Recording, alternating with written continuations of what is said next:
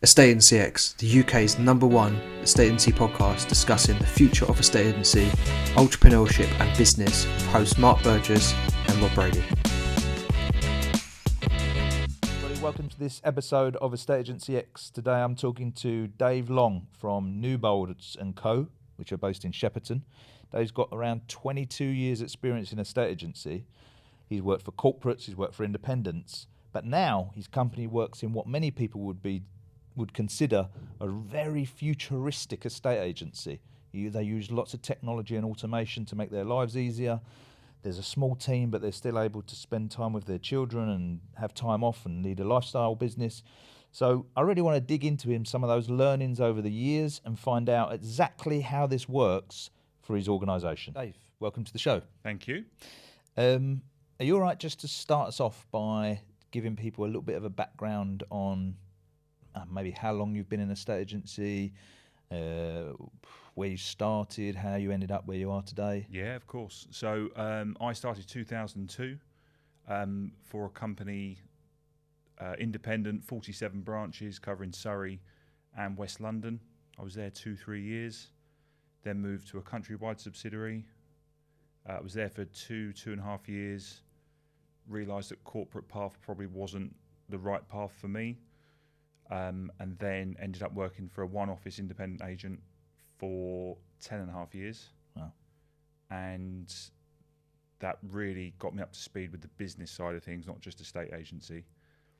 And then 7-ish years ago, set up the sales department where I am now in Newboulds. Perfect. When you say it got you up to speed with the business side of things, I guess a lot of people have some sort of similar background to yourself, where maybe they started with a corporate, and do you think that they don't perhaps fully appreciate all the things that the corporate machine is doing for them?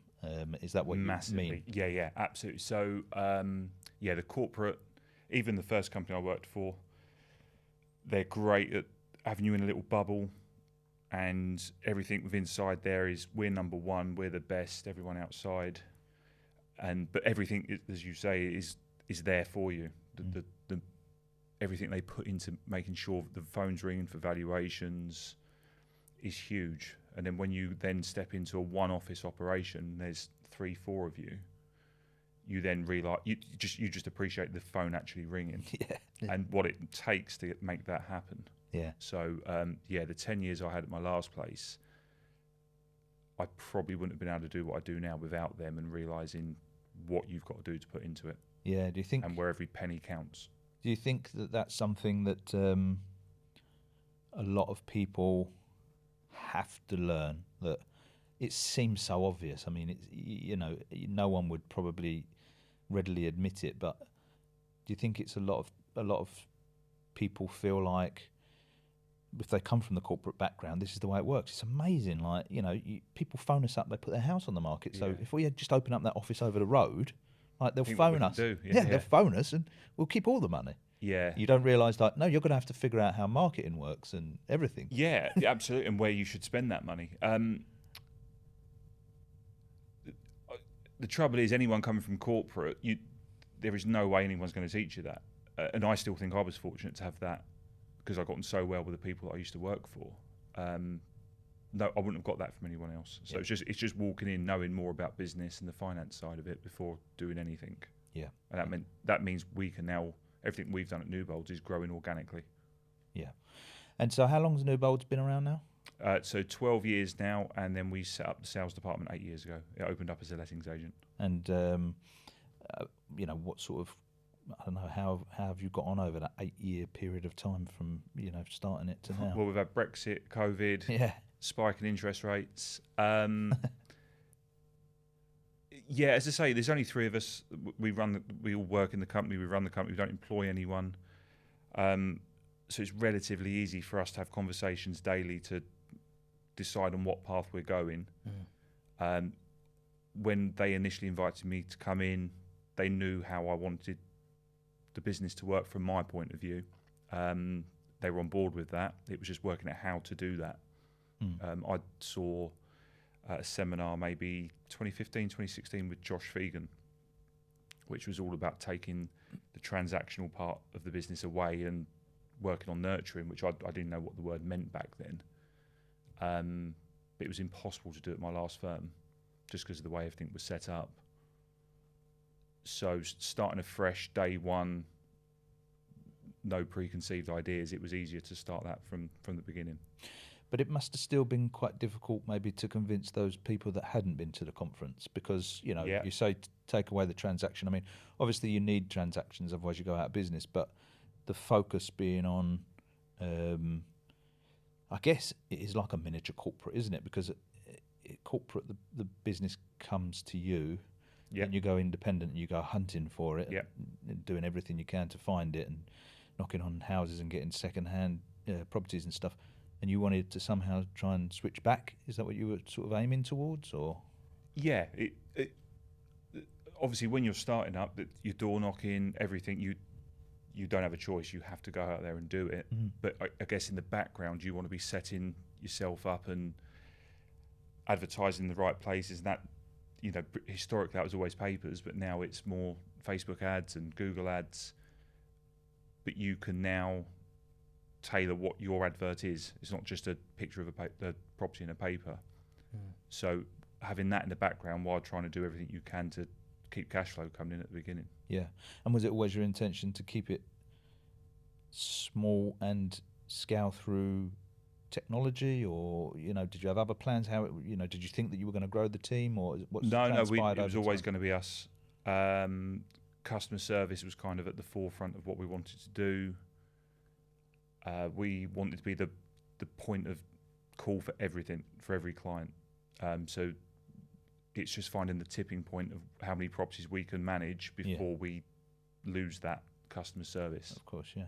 And it's worked well for us. We, you know, in terms of, it's a lifestyle business probably that we have now. You know, we've all got families and we all do everything we need to do to make sure we don't miss kids' assemblies, sports days, things like that, whilst the clients are still getting a better service than what they will from, in my opinion, corporate competitors.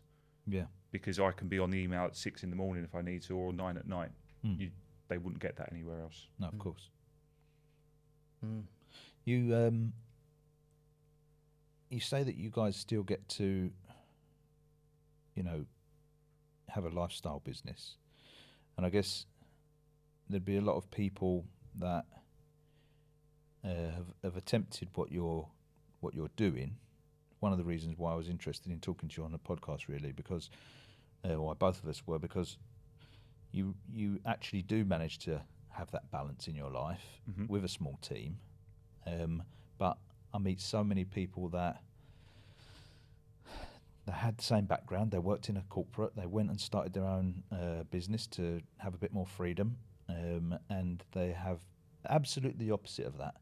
They have zero freedom. Yeah. Everybody in the company gets paid except for them, and they work every hour under the sun. Yeah. And the only way that they can find to continue to grow is I'd have to hire someone to do my job. But if I hired someone to do my job, I wouldn't get paid anything. Yeah.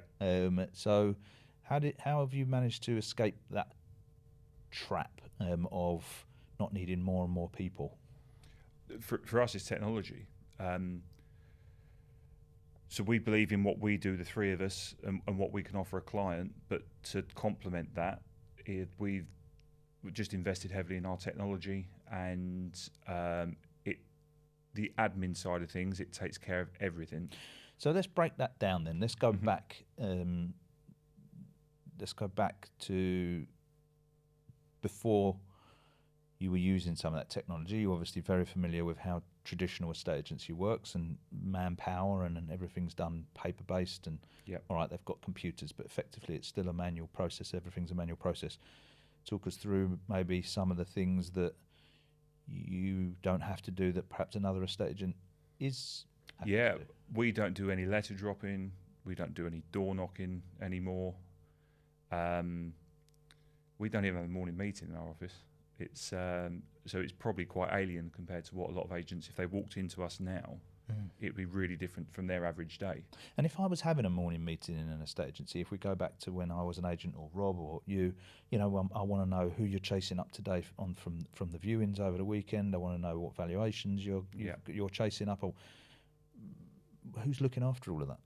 Our system does everything. So we know if we've done a valuation, it's uploaded on the system. I know when they're looking at the MA that I've sent them. I know when they're looking at a blog that they may be reading. Same as anyone that's registered with us for looking to buy or rent. We know what properties they're looking at, when they're looking. So we know when to call them. So you don't have to phone on the off chance. No, I don't have a certain number of clients to call anymore. It used to be 100 a day. Yeah. With the setup, you guys in the office, so who does what predominantly? So I'm front end sales, Yeah. so I'll do everything. Lee will do everything on the letting side. Barry's like the quarterback, so he's in the office all the time. He'll do lettings admin, sales progression, and if we're out and about, we'll be taking the phone calls, booking in viewings and valuations for us. And is there not a danger then that you guys sometimes can have a feeling of that you're missing out on something? You know, like I guess it maybe it's a natural feeling if times get tough or something. You know, when I don't know, the COVID years where all the money's flowing in and you know no problem, but if things then get a little bit tight, is there ever that feeling whereby like maybe we should be making random phone calls to people again? No. Some might. I've always said from day one is you've got to trust and believe in the process, and stick to it. I think the worst thing that we can do, well, predominantly we've always done in the estate agency, is the term back to basics. When something's not quite going your way, that was the term you would always hear. Yeah. Back to the 80s. Yeah, but Back if you to keep door changing knocking. that all the time, you're actually never gaining anything. Yeah, it's true. There's a very common saying of if it's not broke, don't fix it, which I hate. Yeah, yeah. It's like, you know, that's pretty much what Nokia said, wasn't it? Yeah, It's not yeah, broke, don't exactly fix it. that. Yeah. Kodak. Yeah. That's interesting. Okay. Does that bring up any sort of thoughts for you, Rob, on what you've And no, just it's very. I understand what you're saying about that corporate independent. I think we see it a lot in the self-employed model that's happening right now, that people are leaving to that, going, oh, I'm going to have that freedom, that lifestyle business, but forgetting even from an independent side to it, the brand, what that represents, how you bring in leads, that part to it, and all of a sudden you're left to your own devices and you don't really have that experience because you might have just been a valuer thinking, well, I get listings on, this must be easy if I just do it myself. But forgetting how do you get the listings? And so many conversations I have with a lot of clients or new to life cycle, new to iceberg, is like where your leads coming from? And so many people don't necessarily know where they come from. They're like, I don't know, just the phone rings. I think that's the problem with estate agents is that you come in as a negotiator, and then when you're a good negotiator, you're then a valuer. Yeah. And then when you're a good valuer, you get a branch. Manager. But there's nothing that tailors you. There's nothing that actually is helping you to take that next step.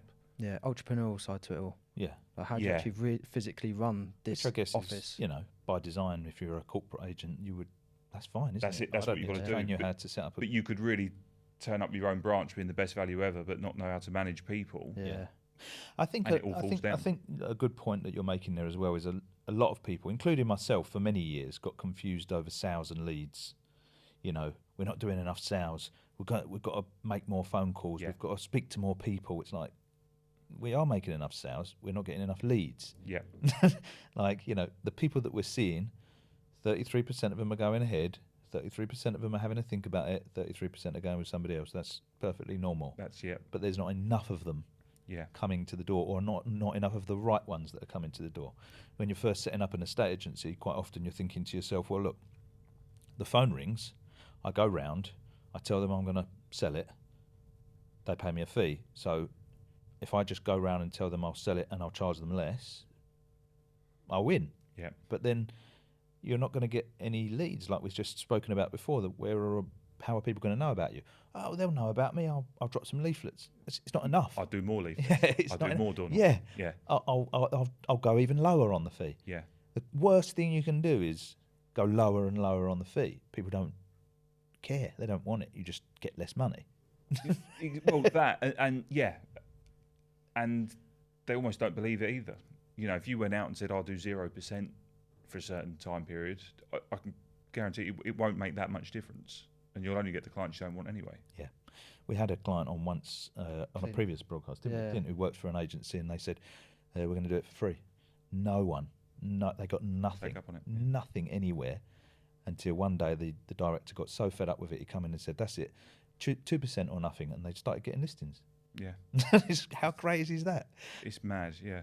A much better experiment to try putting your prices up than to try putting your prices down. Because if it works, Happy days. and if putting the prices down works, it's going to be the worst thing that ever happened. Yeah, because you set the bar there and you're always chasing yourself. If putting the prices up works, that's going to be a great experiment. But, okay, that's interesting. So, so getting back to where we were with it then. So you're using technology to complete.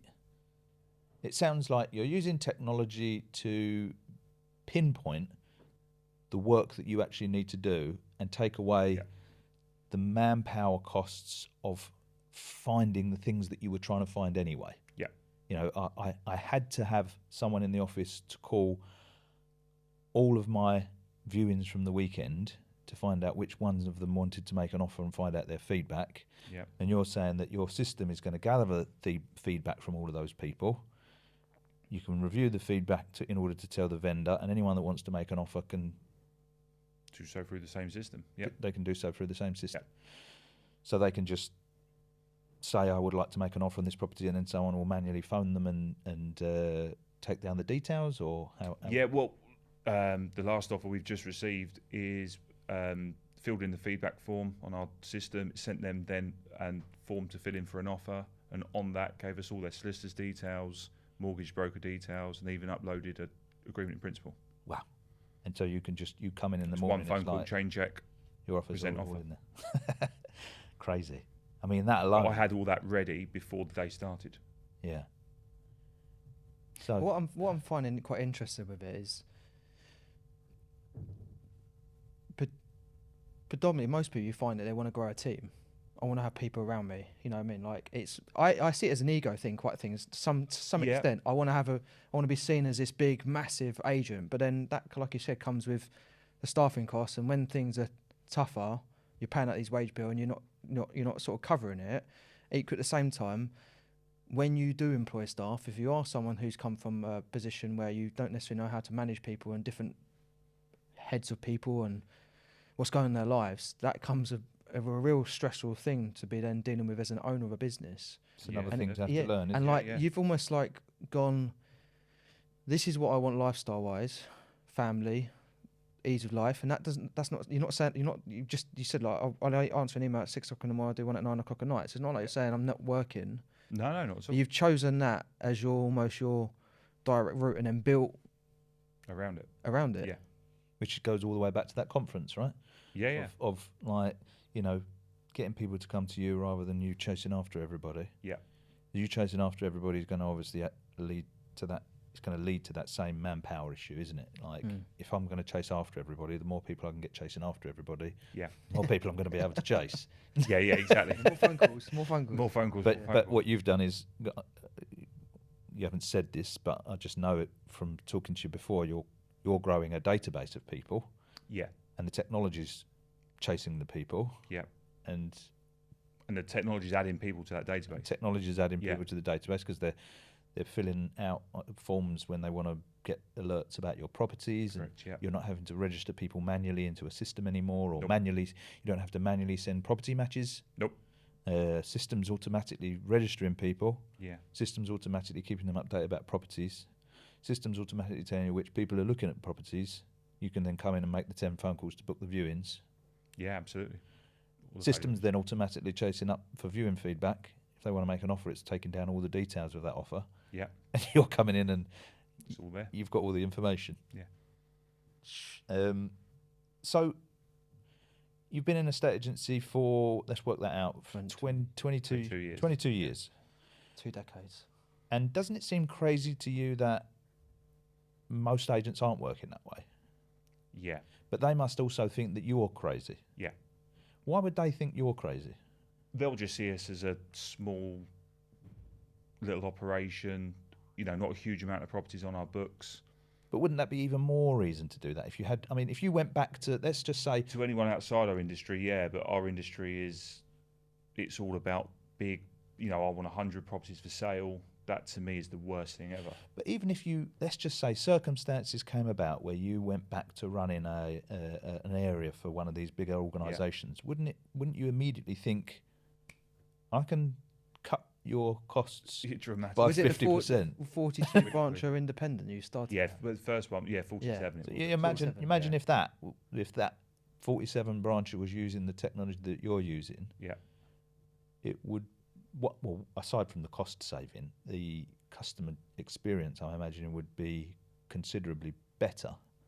Well, that's the thing that needs to improve the most, I think, across our industry, because our expectations now, just as people, is you order something online like a book, you want to know within 2 seconds that you've got an order confirmation. Yeah, and see it. You want everything. And see the there and van then. coming Absolutely. to your house. Yeah.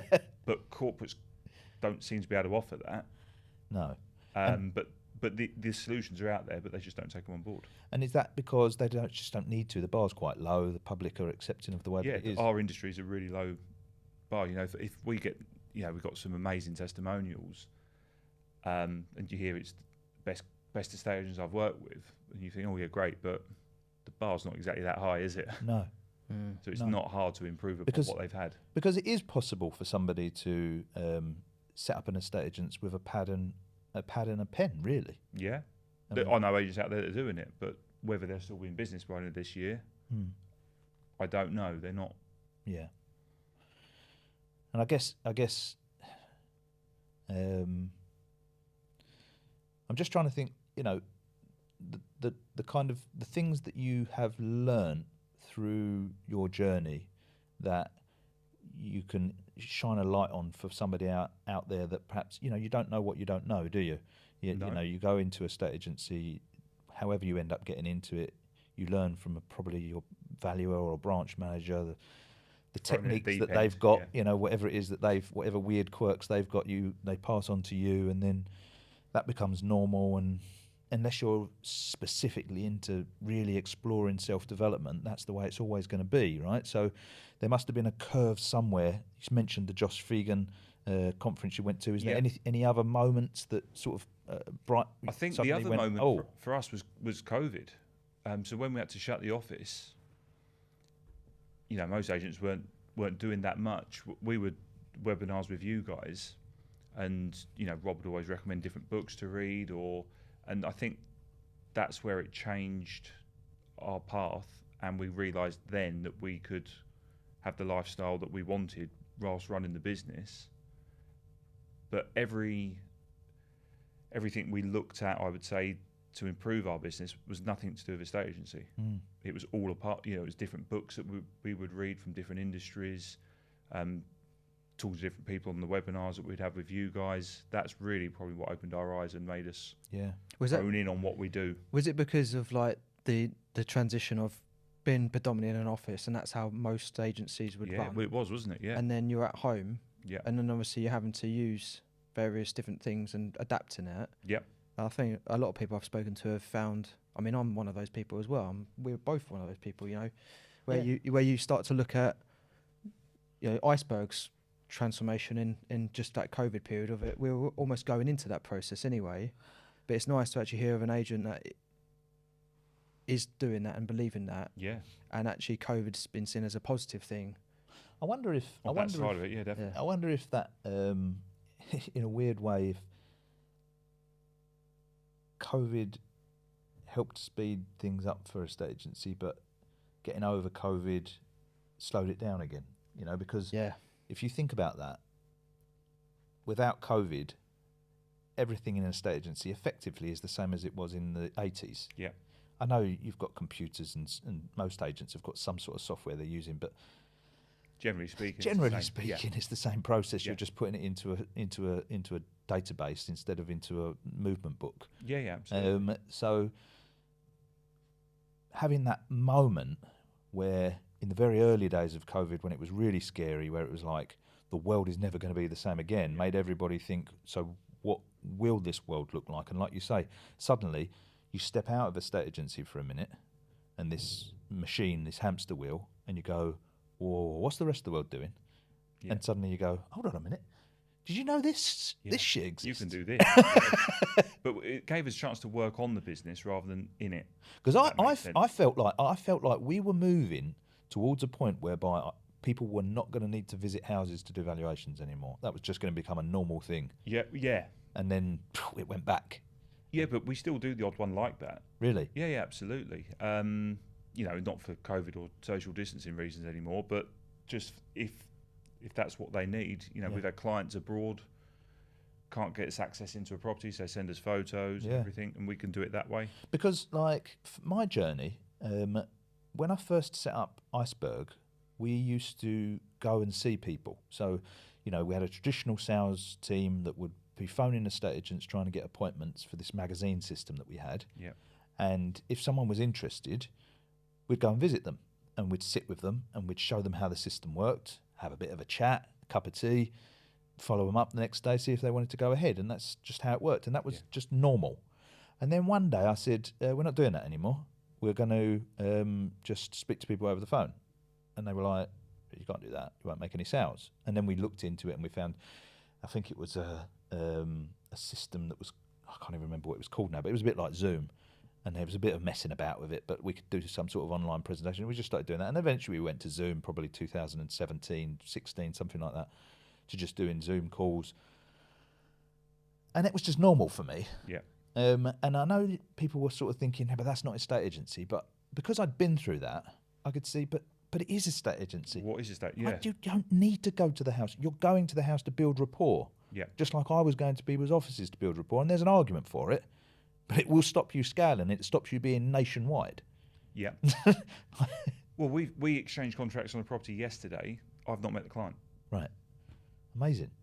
So she came to us through different adverts that we run across social media. Doesn't live in the property.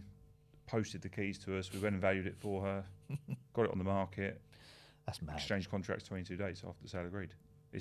That just seems crazy. And that would not have happened 10 years ago. No. Mark, I think it was in more crazy, 22 days. Yeah, I know, yeah. 22 days exchange, Record for us, yeah. I mean, but even in lockdown, I remember talking to Michelle Gallagher, who was doing all of her valuations on Zoom. And, she wasn't going to go back. She probably has gone back now just because it's just the way things have gone, right? When my kids were just after lockdown, they went back to school. They weren't allowed no books. They did everything on a tablet. Yeah. Now they're back carrying a 15-kilogram backpack around. I'm like, why?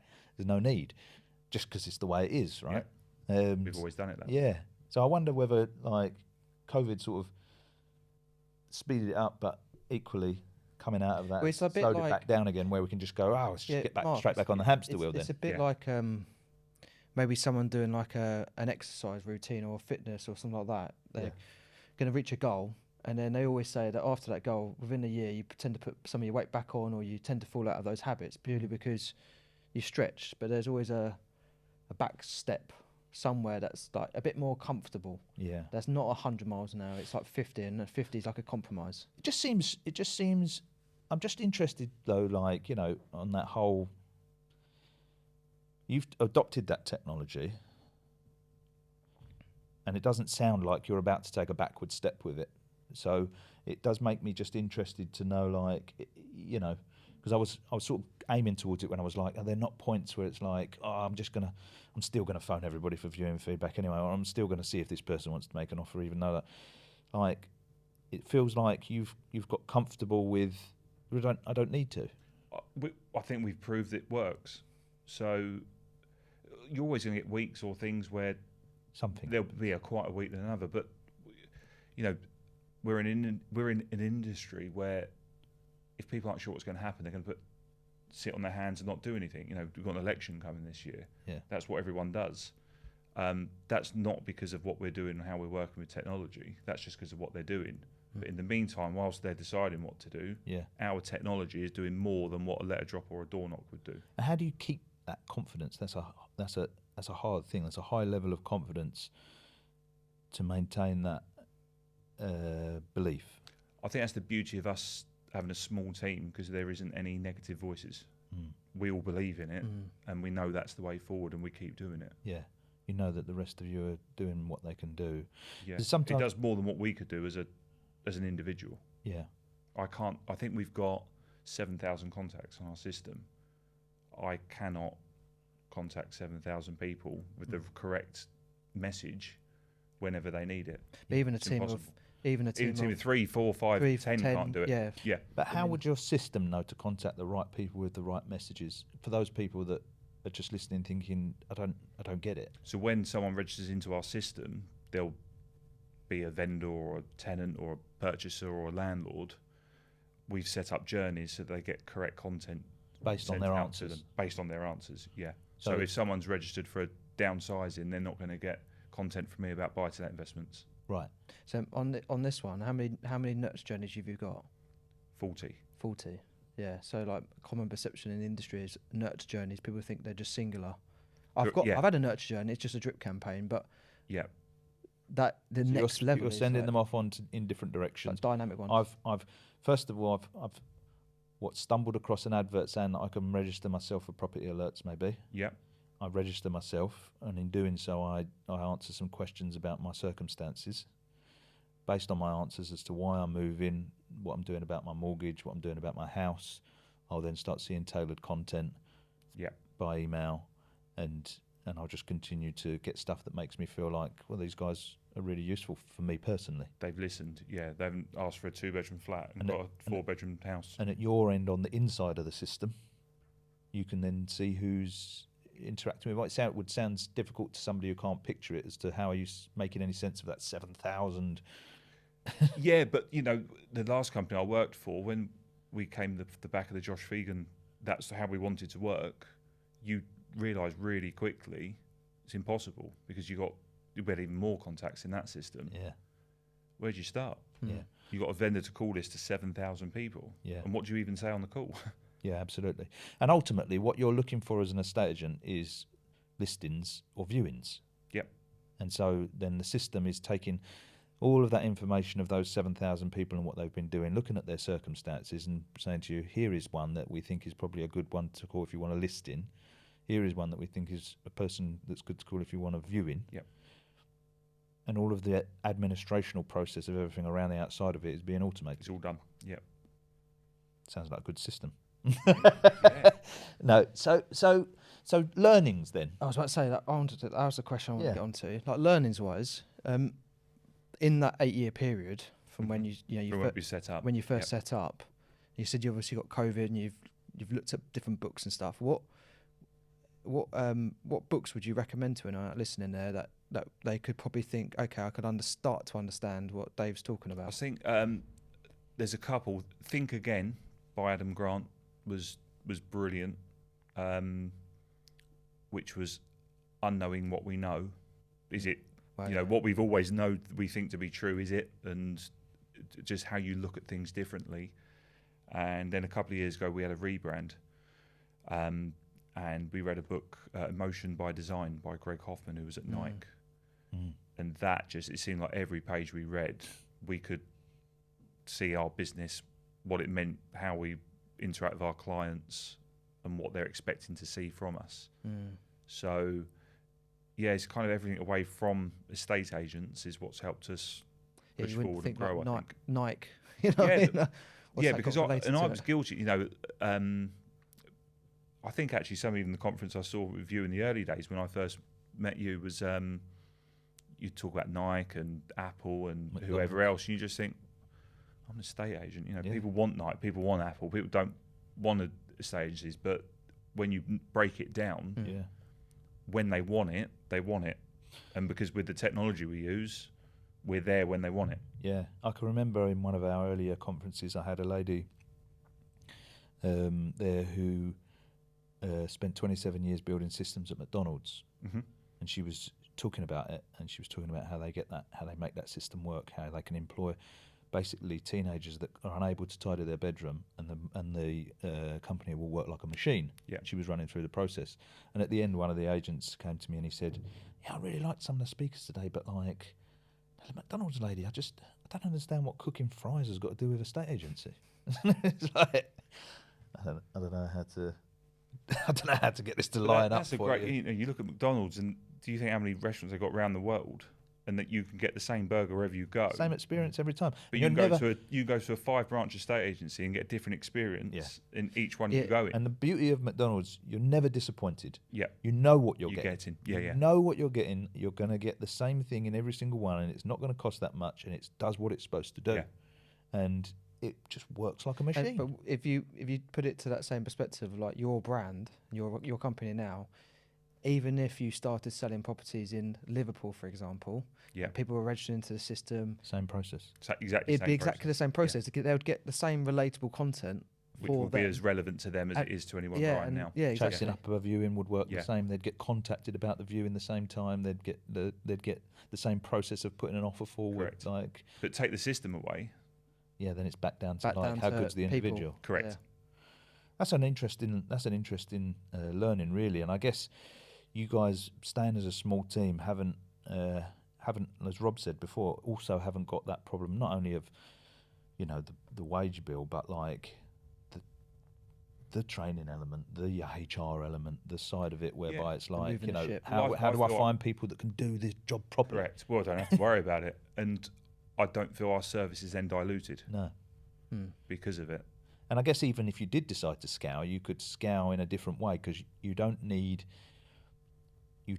people to be doing those sort of lower level jobs. Yeah, exactly. Yeah, you would be able to go for somebody maybe that's at a higher level that can have just good conversations with clients. It could be that. It could be video marketing. It could be completely different to what we know as a estate agency.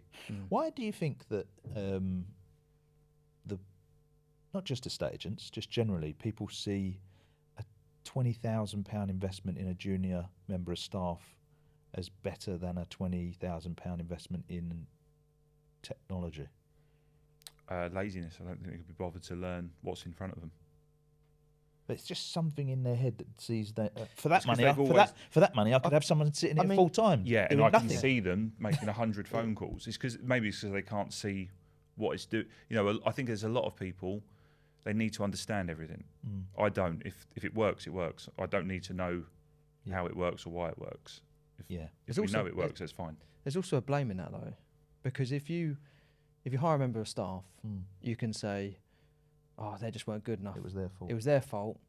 They did it. You know what I mean?" And then you get rid of them. But if you put technology into it and you can't be bothered to learn it or understand it or develop it, the accountability comes back to you. Like in the mirror. You got to look in the mirror.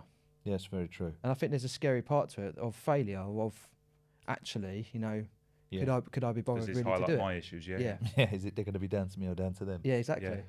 So that probably is the main reason. Interesting. Okay. I think that's a good episode, Dave. I think very good. Yeah. Just before we wrap it up, we've got one last question that we normally ask everybody on the show. Dave's probably prepped for this one. Yeah. The podcast is about the future of a estate agency, obviously. Yeah. And we've spoken about how you've experienced some of that future. Probably you've experienced more. You'll probably experience what many people will see as the future of a estate agency. In about 10 years. I guess. Yeah, possibly. I'll be retired by then. Yeah. 2050. But from your point of view and the way that you're seeing it going, maybe not going too crazy with it, even if you just think about some of the things that you have access to at the moment, where do you think the future of this industry will be in terms of the technology they use and how it will all work? So I think customer service is, people just expect a phenomenal customer experience now in whatever they're doing. And I think the more people you have, like for a corporate or whoever it may be, the messier it gets to deliver that message and deliver that service. I've recently just booked a holiday for next year, and I've done it with someone I've known for ages. She's an independent travel advisor. She's got her own company. She's emailing me half 8 at night, telling me what she can get, what she's done. This would be good, that wouldn't be good. You wouldn't get that from Lumbolly. No. Or anyone else. And now that you've had that, that's your minimum expectation 100% for everything. Yeah. For everything. And the opposite scale of that is putting my car in for a service is the most painful thing I've ever had to do. It's ridiculous, and there's too many people. None of them know what the other one's doing. Too many check boxes. Yeah, and the chances are we won't go with the same company ever again. Yeah. So people's expectation for customer service is really high, and I think only the smaller firms can do that, but they've got to have systems in place to keep delivering without fail. And to make it scalable enough for them to make any money. Correct, yeah, absolutely. But I think you've got to know about yourself and a tipping point of what you can deliver to do that. Yeah, love that. Okay, brilliant. Thanks. Cool, thank you. Thanks for coming in. Thanks for listening to this Estate Agency X podcast. Can you make sure that you're actually subscribed to this podcast channel if you liked the content? It helps us massively to get better guests, and it just helps us generally. So you might think you're subscribed, but just have a double check, whatever your podcast platform of preference is, that you're actually subscribed, and then that way we can continue to grow the channel and get better and better guests for you.